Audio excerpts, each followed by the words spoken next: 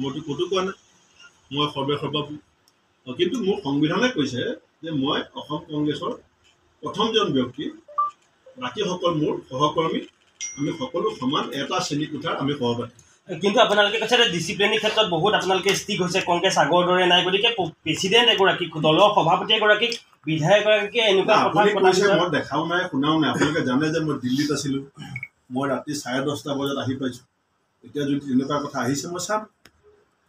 তেনেকুৱা কথা যদি আহিছে মই চাম হ'ব আৰু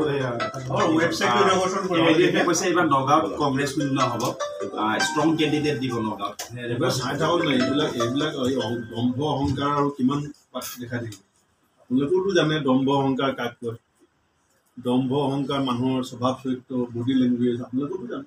ফেচবুকবিলাকত চাবচোন আপোনালোকে যেতিয়া এই কথাবিলাক গৈ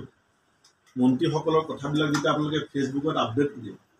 তেওঁলোকৰ দম্ভ অহংকাৰ যেতিয়া কথাবিলাক আপোনালোকে ফেচবুকৰ কমেণ্টবিলাক চাবচোন তাততো কংগ্ৰেছ মানুহে কমেণ্ট নকৰে আপোনালোকে চাব অসম চৰকাৰৰ মন্ত্ৰীসকলে যেতিয়া তুচ্ছ তাচ্ছিল্য কৰে আমাক